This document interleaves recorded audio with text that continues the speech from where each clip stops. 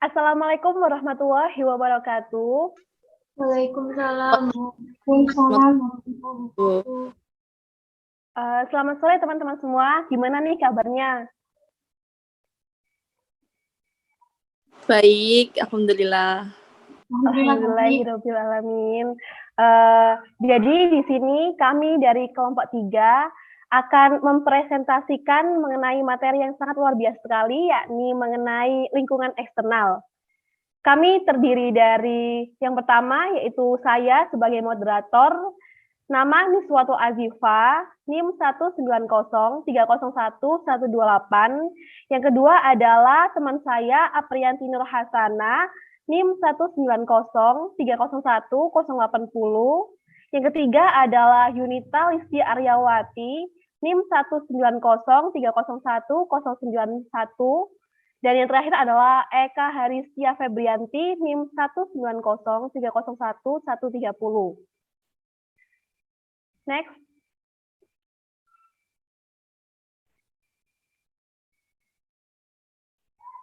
Nah, sebelum mengetahui lebih dalam mengenai apa sih lingkungan eksternal, kita perlu mengetahui apa sih sebenarnya faktor-faktor yang ada di dalam lingkungan eksternal itu, yang mana ada banyak faktor eksternal yang mempengaruhi pilihan arah dan tindakan suatu perusahaan dan struktur organisasinya, serta proses internalnya, yang mana faktor tersebut dibagi menjadi 3 subkategori, yang terdiri dari lingkungan jauh, lingkungan industri, lingkungan operasional seperti gambar yang ada di PPT ini, yang mana lingkungan jauh terdiri dari ekonomi, sosial, politik, teknologi, ekologi, dan global.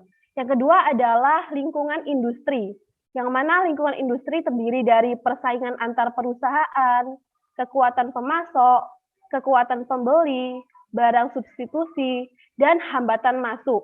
Yang ketiga adalah lingkungan operasional, yang terdiri dari pesaing, pemasok, pelanggan, dan pegawai, yang mana ada sebuah kotak kecil yaitu perusahaan, di mana perusahaan memiliki lingkungan eksternal yang berada di sekitarnya, dan faktor-faktor tersebut saling berkaitan satu sama lain.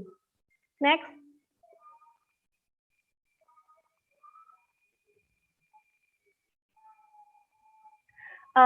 Jika saya bertanya mengenai lingkungan eksternal, sebenarnya apa sih yang ada di benak kalian? Adakah yang tahu?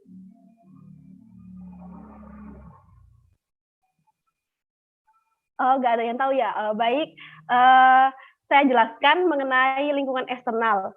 Jadi, lingkungan eksternal adalah faktor-faktor di luar kendali yang mempengaruhi pilihan perusahaan mengenai arah dan tindakan, yang pada akhirnya juga mempengaruhi struktur organisasi dan proses internalnya. Jadi, di dalam sebuah perusahaan yang berdiri, pastikan ada lingkungan di sekitarnya, yang mana lingkungan tersebut itu mempengaruhi tindakan, kebijakan, struktur, maupun keputusan yang diambil oleh perusahaan.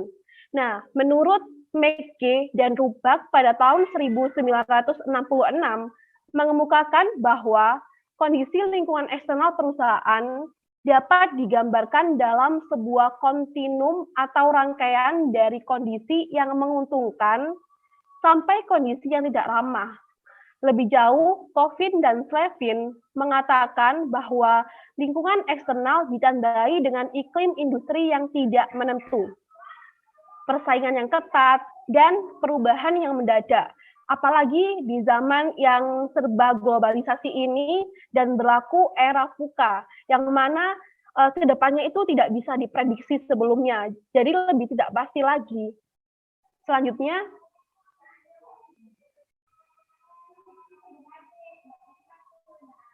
nah, tadi kan di awal kan saya sudah menjelaskan mengenai faktor-faktor dan subkategori yang dimiliki oleh lingkungan eksternal ya. Jadi faktor-faktor ini yang membentuk lingkungan eksternal atau external environment dapat dibagi menjadi 3 subkategori yang saling terkait. Yang mana yang pertama adalah faktor-faktor dalam lingkungan jauh, yang kedua adalah faktor-faktor dalam lingkungan industri, dan yang ketiga adalah faktor dalam lingkungan operasi. Yang mana faktor ini membentuk peluang dan ancaman yang dihadapi oleh suatu perusahaan dalam lingkungan kompetitifnya. Jadi faktor eksternal itu tidak hanya menciptakan peluang saja, tetapi bisa menciptakan ancaman yang dapat menghambat kelajuan dan bisa menyebabkan runtuhnya sebuah perusahaan. Akhirnya perusahaan itu tidak bisa sustain gitu. Next.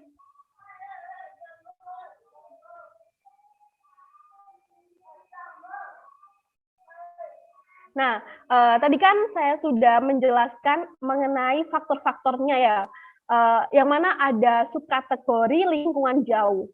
Jadi, apa sih sebenarnya lingkungan jauh itu? Lingkungan jauh atau disebut remote environment terdiri atas faktor-faktor yang berasal dari luar dan biasanya tidak terkait dengan situasi perusahaan. Lingkungan ini memberikan peluang, ancaman, dan batasan bagi perusahaan. Tetapi jarang sekali ada suatu perusahaan yang dapat memberikan pengaruh timbal balik yang cukup besar. Contohnya adalah ketika dalam sebuah negara, semisal Indonesia ini mengalami penurunan dalam bidang ekonomi dan pembangunan. Ketika menghadapi kondisi seperti itu, usaha kontraktor itu berusaha untuk mengembangkan aktivitas di bidang kontraktor, tapi usaha yang dilakukan kontraktor itu tidak mempengaruhi secara signifikan terhadap penurunan dan penurunan ekonomi dan penurunan pembangunan. Jadi dia itu tidak berpengaruh gitu. Berpengaruh hanya sedikit saja sih. Selanjutnya adalah next. Ya. Faktor-faktor dari lingkungan jauh, yang mana yang pertama adalah faktor ekonomi.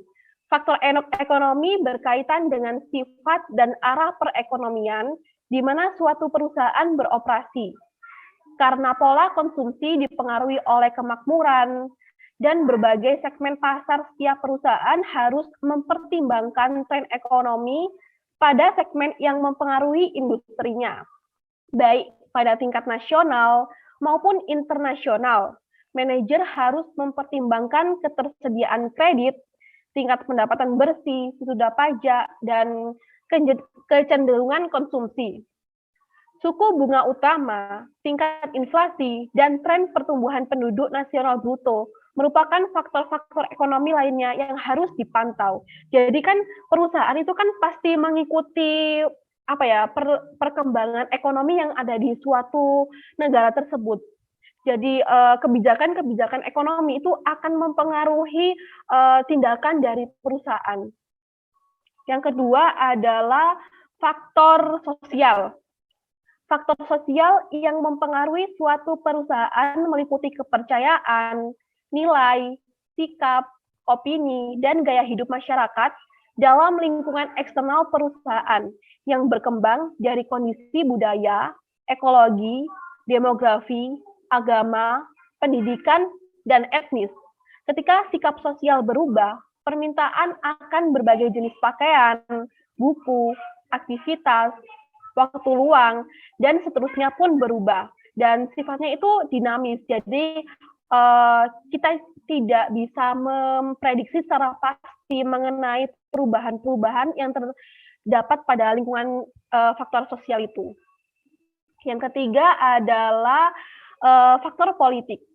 Faktor politik menentukan parameter-parameter hukum dan aturan di mana perusahaan harus beroperasi.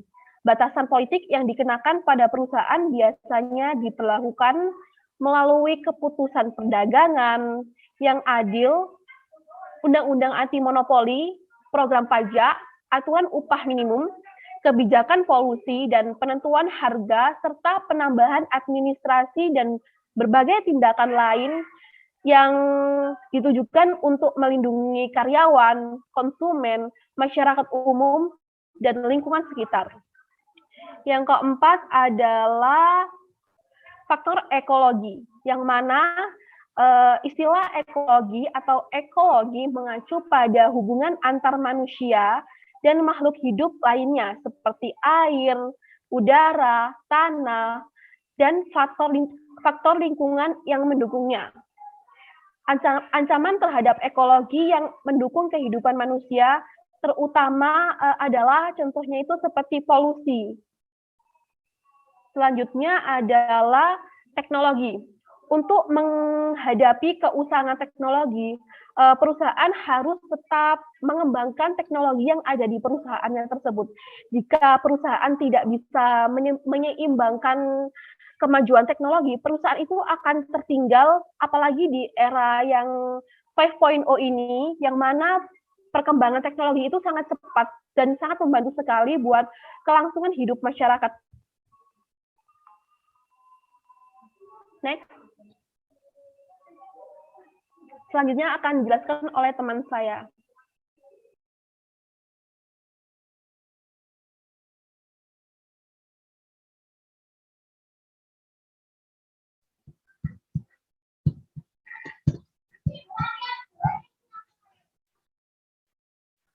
Selanjutnya yaitu ekofisiensi. Ekofisiensi sendiri adalah tindakan perusahaan yang memproduksi barang dan jasa yang lebih bermanfaat, sedangkan pada saat yang bersamaan terus mengurangi konsumsi dan polusi sumber daya. Banyak perusahaan besar di dunia menyadari bahwa aktivitas bisnis tidak lagi dapat mengabaikan masalah lingkungan. Setiap aktivitas terkait dengan ribuan transaksi lain serta dampak lingkungannya. Oleh karena itu, tanggung jawab lingkungan perusahaan harus dianggap serius dengan kebijakan lingkungan harus diterapkan untuk memastikan strategi organisasi yang komprehensif.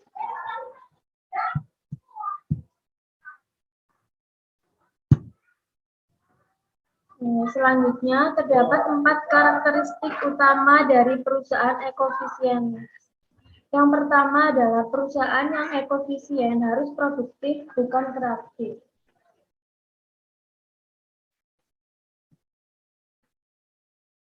Kebijakan dibuat dan didorong oleh perusahaan untuk kepentingan sendiri dan kepentingan pelanggannya, bukan karena dipaksa oleh satu atau beberapa kekuatan eksternal. Yang kedua, ekofisiensi harus dirancang, bukan ditambahkan.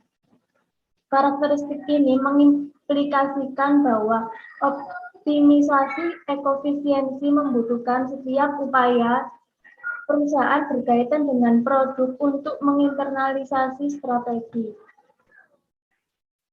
Yang ketiga, fleksibilitas adalah suatu keharusan dalam implementasi strategi ekofisien. Inovasi, teknologi, dan evolusi pasar harus selalu diperhatikan dalam hal ini. Yang keempat, ekofisiensi bersifat menyeluruh dan tidak sporadis. Pada lingkungan bisnis global modern, usaha yang dilakukan tidak hanya harus bersifat lintas sektor industri, tetapi juga bersifat lintas batas nasional dan budaya.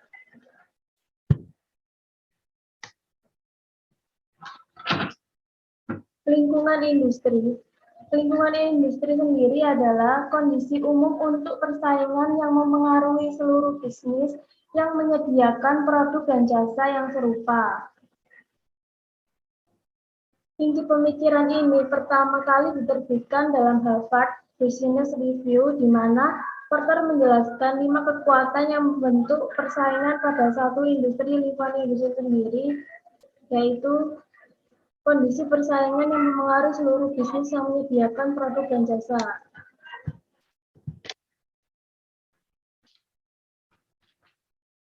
Kekuatan yang saling berlawanan. Kekuatan kompetitif yang paling kuat menentukan profitabilitas dari suatu industri sehingga menjadi hal terpenting dalam formalitas strategi. Sebagai contoh, bahkan jika suatu perusahaan dengan posisi yang kuat dalam satu industri yang tidak terancam oleh pendatang baru akan memperoleh Imbal hasil yang rendah jika menghadapi barang substitusi yang lebih unggul dan lebih murah. Sebagaimana yang telah dialami oleh produsen tabung vakum dan cerak penyaringan kopi. Pada situasi semacam itu, mengatasi produk substitusi merupakan prioritas strategi yang pertama.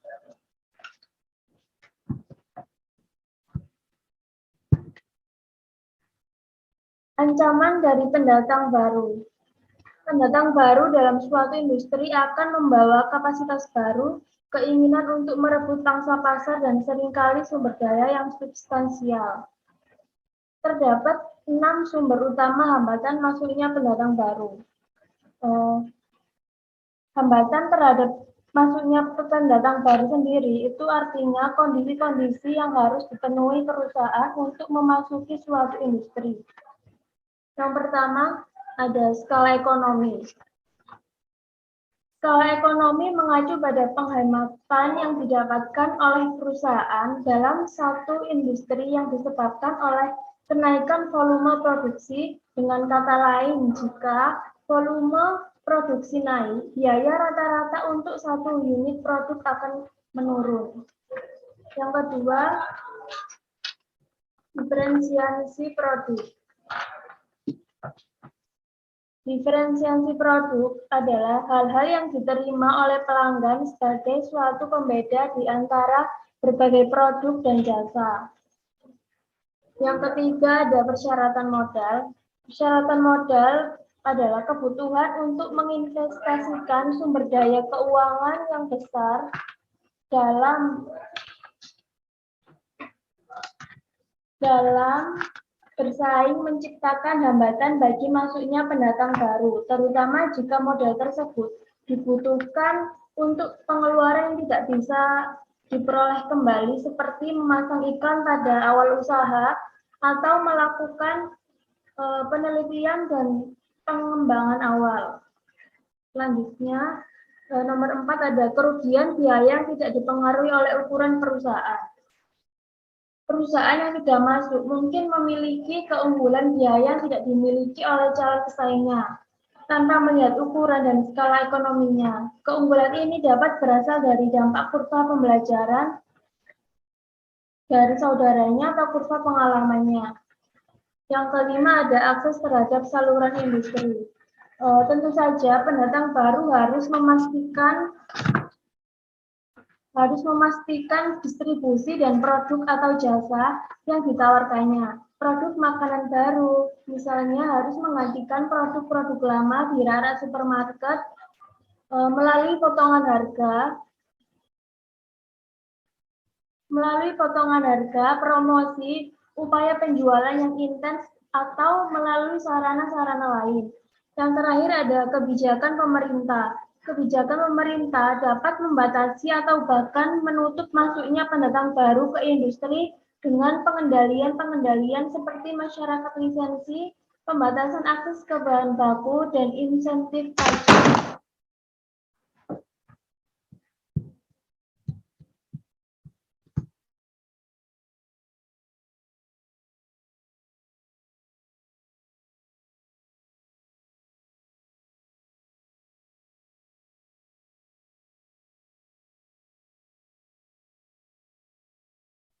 Selanjutnya akan dilanjutkan oleh teman saya.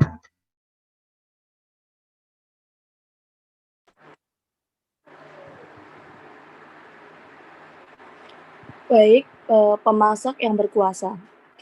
Kekuatan dari kelompok pemasok atau pembeli itu bergantung pada karakter situasi pasar dan beberapa hal terhadap bisnis secara keseluruhan. Jadi pemasok itu dapat menggunakan kekuatan menawarnya terhadap partisipan dalam suatu industri dengan menaikkan harga atau mengurangi kualitas barang atau jasa yang dibeli. Jadi pemasok yang berkuasa dapat mengurangi profitabilitas suatu industri yang tidak dapat menaikkan harga untuk menutup kenaikan biaya tersebut. Kelompok pemasok memiliki kekuatan jika, yang pertama, didominasi oleh sejumlah kecil perusahaan yang lebih terkonsentrasi dibandingkan industri kepada siapa mereka menjual. Yang kedua, produk unik atau memiliki biaya tukar yang besar. Biaya ini tuh terjadi antara lain karena spesifikasi produk pembeli terkait dengan pemasok tertentu. Jadi pembeli telah melakukan investasi yang besar pada peralatan khusus atau dalam mempelajari bagaimana cara menjalankan peralatan seorang pemasok, seperti perangkat lunak komputer atau lini produksinya yang terhubung dengan fasilitas manufakturing pemasok. Yang ketiga, pemasok tidak bersaing dengan produk lain untuk menjualnya ke industri tersebut. Misalnya, persaingan antara perusahaan baja dan perusahaan aluminium untuk menjual industri kaleng itu dapat mengurangi kekuatan setiap pemasok. Dan yang terakhir, dapat melakukan integrasi hilir sampai bisnis industri tersebut. Dengan hal ini, jadi membatasi kemampuan industri untuk memperbaiki syarat-syarat dalam perjanjian pembeliannya. Next.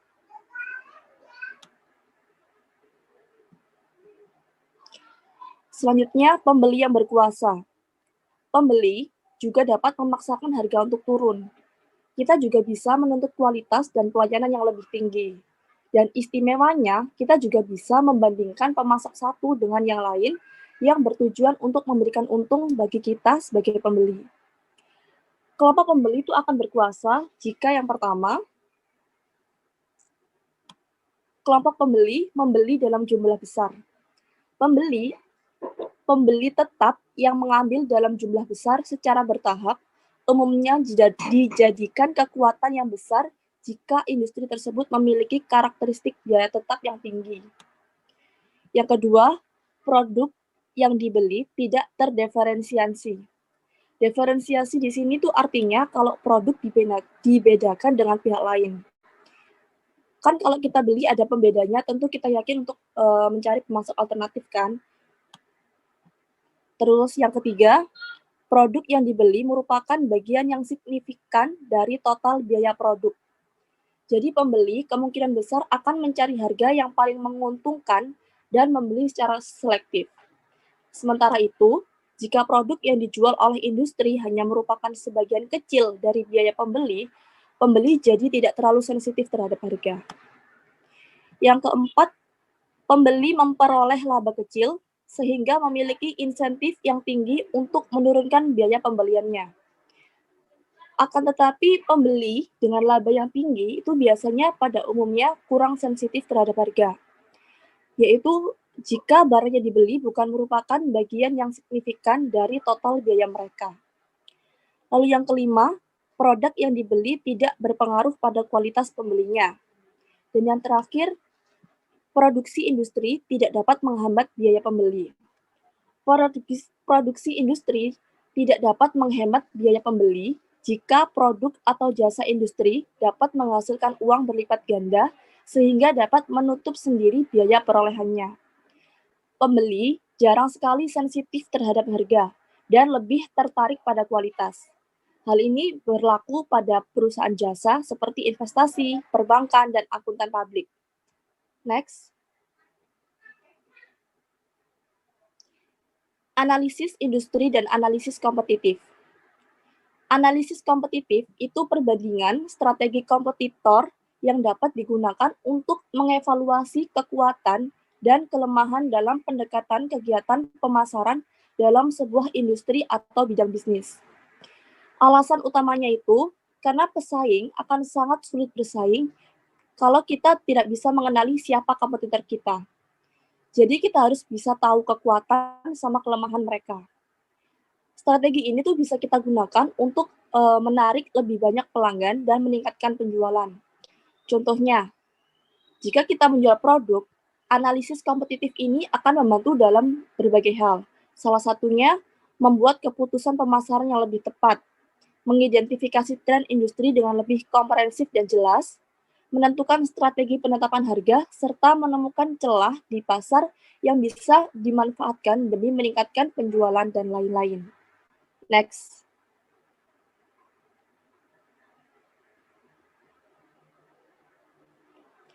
Kumpulan perusahaan yang menawarkan produk atau jasa yang serupa.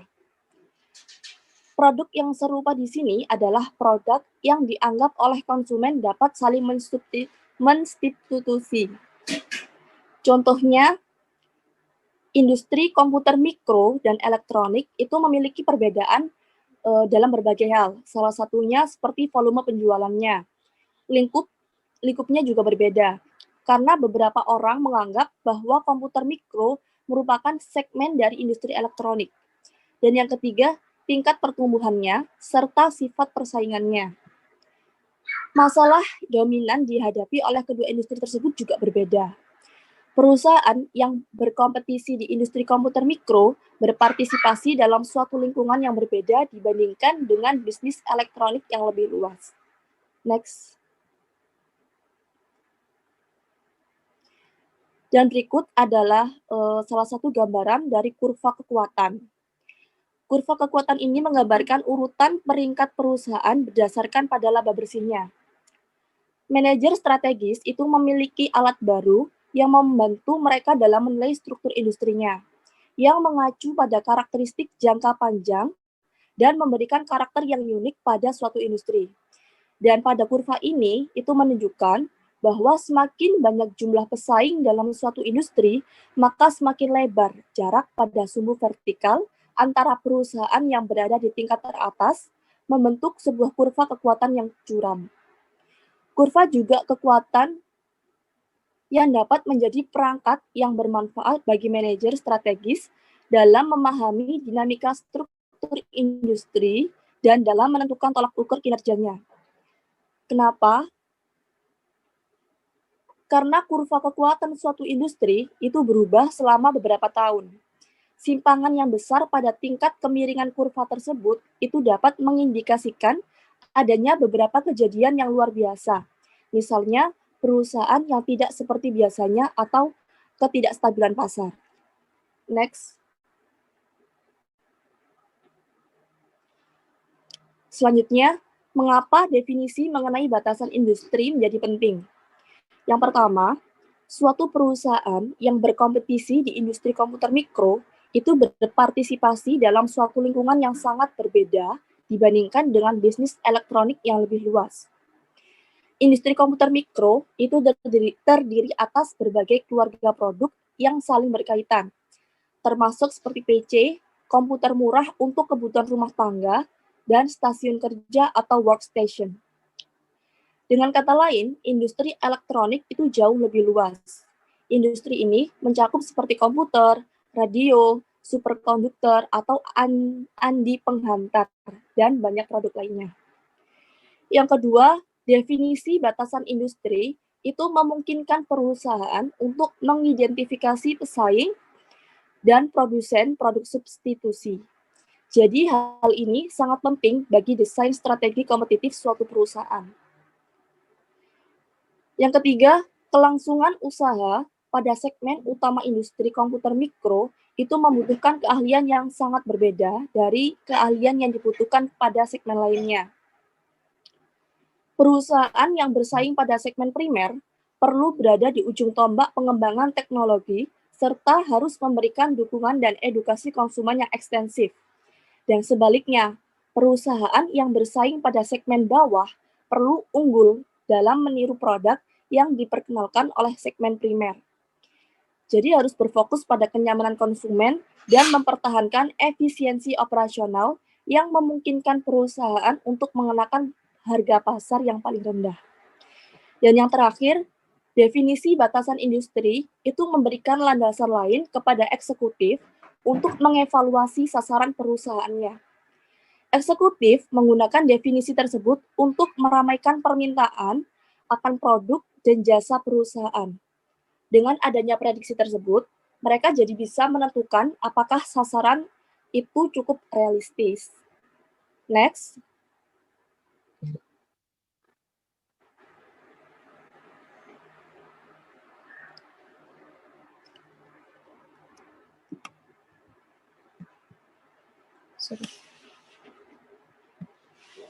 Mendefinisikan batasan industri itu memerlukan imajinasi dan kehati-hatian. Jadi dibutuhkan karena tidak dapat aturan yang pasti untuk tugas ini, dan karena definisinya yang buruk akan mengarah pada perencanaan yang buruk. Imajinasi itu diperlukan karena industri itu bersifatnya dinamis. pada industri terjadi perubahan-perubahan penting dalam faktor-faktor kunci seperti persaingan, teknologi, dan permintaan konsumen. Mendefinisikan batasan industri itu merupakan tugas yang sulit, dan kesulitan ini berasal dari beberapa sumber.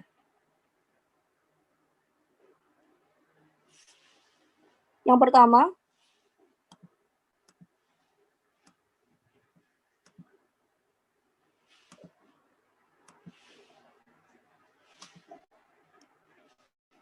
ini kita next.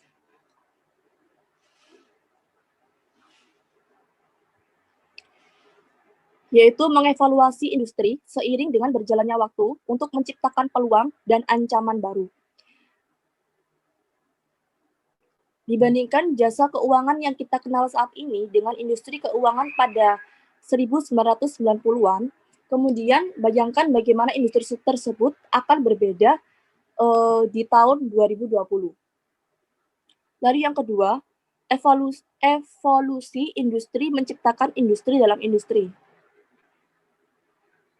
Evolusi industri yang menciptakan industri dalam industri itu seperti industri elektronik pada tahun 1990-an yang telah merubah menjadi banyak industri seperti perangkat TV, radio transistor.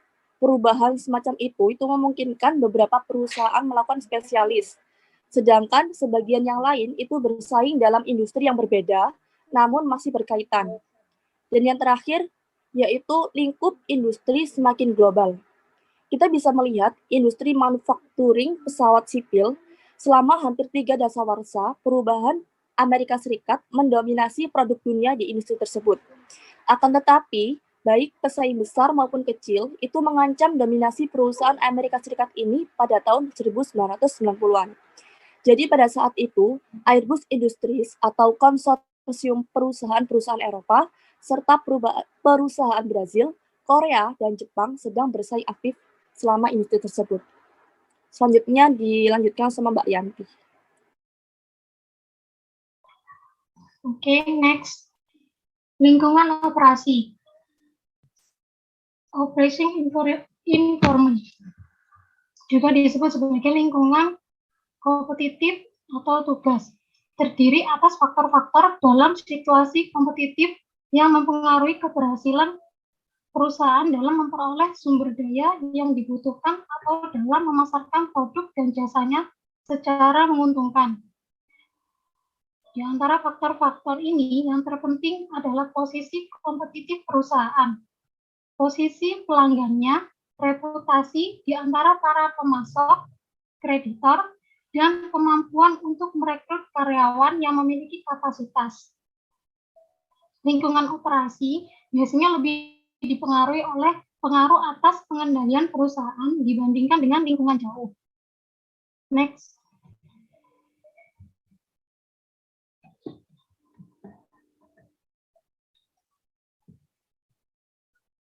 Pengaruh pengendalian perusahaan.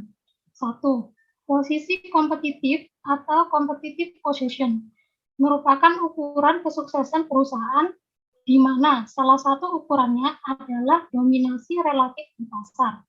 Perusahaan yang lebih besar biasanya menetapkan tujuan dalam hal posisi kompetitif, yang seringkali menggunakan total penjualan atau pangsa pasar sebagai ukuran keunggulan kompetitif atau posisi mereka. Yang kedua, profil pelanggan. Profil pelanggan mungkin hasil yang paling rentan dalam menganalisis lingkungan operasi.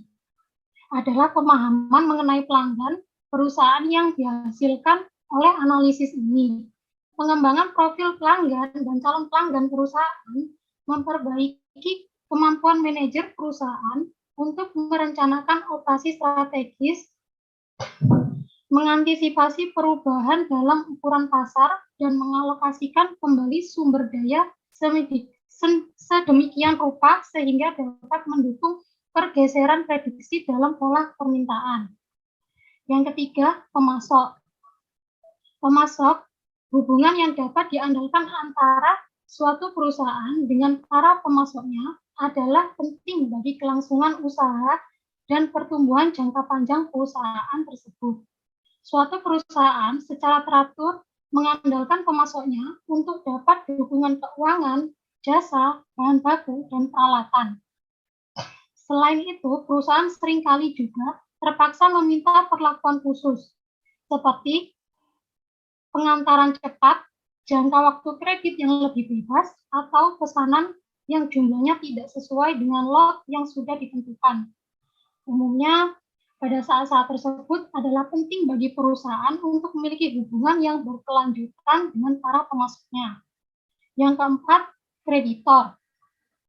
Kreditor karena kuantitas, harga, dan aksesibilitas sumber daya keuangan manusia dan bahan baku jauh dari kondisi ideal. Penilaian atas pemasok dan kreditor adalah sangat penting bagi evaluasi yang akurat atas lingkungan operasi perusahaan dengan memperhatikan posisi kompetitif perusahaan dengan para kreditornya. Yang kelima, SDM, sumber daya manusia. Kemampuan suatu perusahaan untuk menarik dan mempertahankan karyawan yang handal adalah sangat penting bagi keberhasilannya. Akan tetapi alternatif rekrutmen dan seleksi karyawan dan karyawan suatu perusahaan seringkali dipengaruhi oleh sifat lingkungan atasnya. Next. Penekanan pada faktor-faktor lingkungan, sekelompok masalah kunci dari peramalan strategis untuk setiap tingkatan penilaian lingkungan jauh, industri, dan operasi. Next.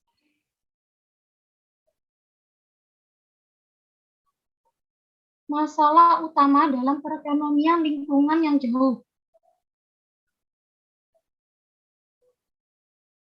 Komunikasi dan demografi adalah dampak dari perubahan-perubahan nilai dan sikap sosial berkaitan dalam melahirkan anak, pernikahan, gaya hidup, pekerjaan, etika, dan peranan gender, kesetaraan ras, dan pendidikan.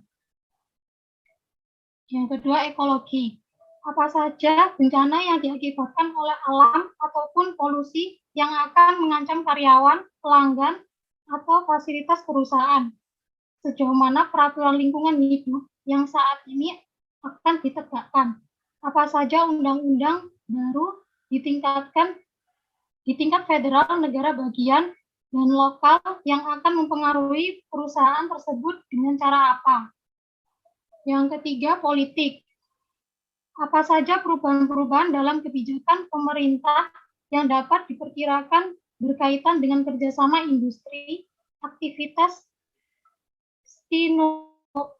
stinopoli, perdagangan internasional, perpajakan, depresiasi, perlindungan lingkungan hidup, deregulasi, pertahanan, hambatan perdagangan luar negeri, dan parameter penting lainnya. Yang keempat, teknologi. Bagaimana perkembangan teknologi baru-baru ini? Bagaimana teknologi akan berubah? Apa saja produk jasa baru yang kelihatannya akan dimungkinkan oleh teknologi dalam jangka waktu dekat? Apa saja dampak masa depan yang dapat diperkirakan dari terobosan teknologi dalam bidang-bidang produk yang terkait? Bagaimana terobosan ini berinteraksi dengan pertimbangan-pertimbangan jauh lainnya, seperti masalah ekonomi, nilai sosial, keselamatan publik, regulasi, serta interpretasi dan putusan pengadilan. Next. Selanjutnya, masalah utama dalam lingkungan industri. Satu, pendatang baru. Apakah teknologi baru atau permintaan pasar memungkinkan pesaing untuk meminimalkan dampak skala ekonomi tradisional dalam industri tersebut? Apakah pelanggan akan menerima klaim perusahaan mengenai diferensiasi produk dan jasa yang ditawarkan? Apakah pendatang baru potensial mampu memenuhi persyaratan modal yang ada pada saat ini? Seberapa permanen kerugian biaya terlepas dari ukurannya? Dalam industri ini, akankah kondisi berubah hingga pesaing memiliki akses yang sama ke jaringan pemasaran? Apakah kebijakan pemerintah berkaitan dengan industri ini kemungkinan akan berubah. Yang kedua, kekuatan tawar-menawar pemasok. Seberapa stabil ukuran dan komposisi dari kelompok perusahaan, pemasok perusahaan. Apakah ada pemasok mungkin mencoba melakukan integrasi ke hilir sampai ke tingkat bisnis perusahaan. Seberapa bergantungnya pemasok terhadap perusahaan pada masa depan. Apakah pemasok pengganti akan tersedia? Dapatkah perusahaan menjadi pemasok lagi dirinya sendiri? Yang ketiga, produk atau jasa substitusi. Apakah mungkin ada distribusi baru? Apakah produk atau jasa distribusi tersebut memiliki harga yang kompetitif? Dapatkah perusahaan produk atau jasa substitusi dengan persaingan harga? Apakah iklan mempertajam perbedaan produk?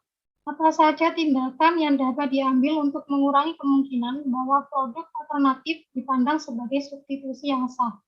Yang keempat, kekuatan tawar-menawar pembeli.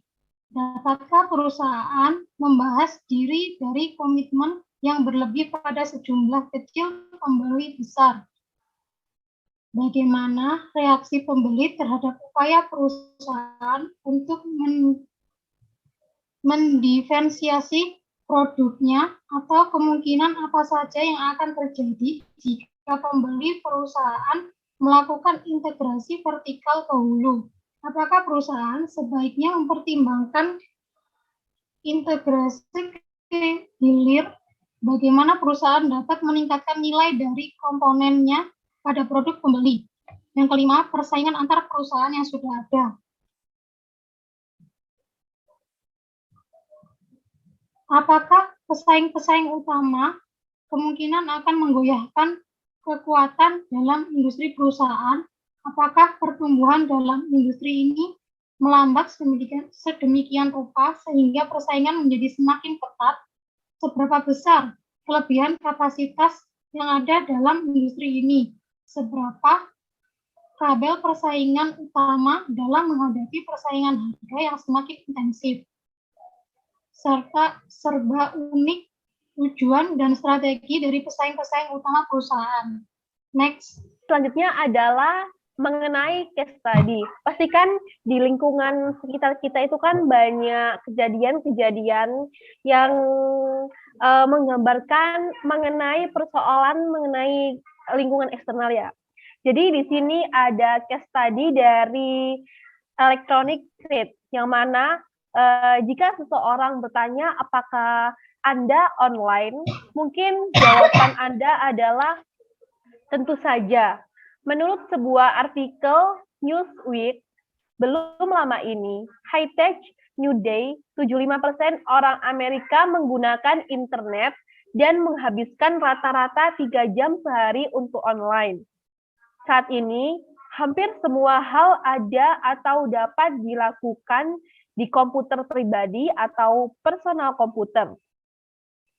Nah, mulai dari perbankan hingga berinvestasi, electronic trade memanfaatkan revolusi internet ini.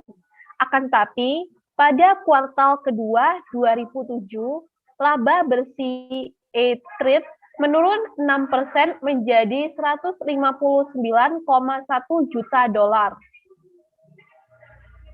Nah, apa sih solusi yang diberikan oleh e-trade untuk menangani permasalahan yang disebabkan oleh lingkungan eksternal tersebut?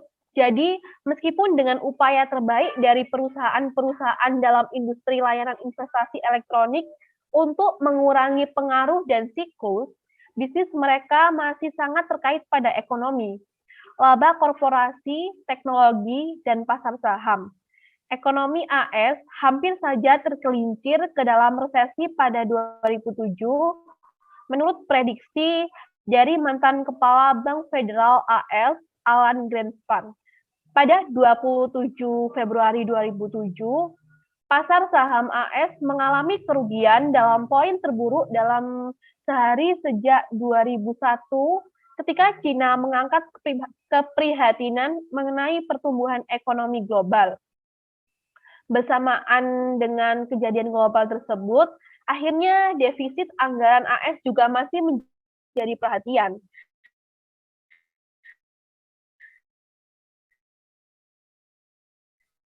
Di luar fakta bahwa dalam 4 tahun lalu menjadi terendah sepanjang sejarah. Nah, selanjutnya apa sih sebenarnya yang dilakukan oleh e-trade itu? Jadi yang dilakukan oleh e-trade adalah sejak 2021, para pialang online telah memangkas biaya dengan tujuan untuk meningkatkan produktivitas dan mempertahankan profitabilitas. Pada tahun itu, e-trade mengadakan lebih dari 227 juta dolar dalam biaya-biaya untuk merestrukturisasi operasinya. Perusahaan tersebut mengonsolidasikan beberapa pusat, mengurangi jumlah orang, dan keluar dari semua pasar asing. Pada saat yang sama, electronic trade berkembang ke dalam bisnis-bisnis baru seperti penciptaan pasar dan pinjaman hipotek yang akan melengkapi bisnis intinya. Jadi ada solusi dalam permasalahan yang disebabkan oleh lingkungan eksternal tersebut. Next. Kesimpulan dari bab ini, lingkungan eksternal adalah suatu perusahaan terdiri atas 3 kelompok faktor yang saling berkaitan dan memainkan peranan penting dalam menentukan peluang, ancaman, dan batasan yang dihadapi oleh perusahaan. Lingkungan yang jauh mencakup faktor-faktor yang berasal dari luar jangkauan perusahaan dan biasanya tidak terkait dengan situasi operasi suatu perusahaan. Faktor lingkungan eksternal terdiri dari ekonomi, sosial, politik, dan teknologi. Selanjutnya akan diakhiri oleh moderator.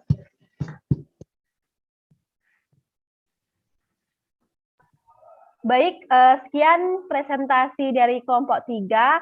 Apabila ada kesalahan, mohon dimaafkan ya. Wassalamualaikum warahmatullahi wabarakatuh.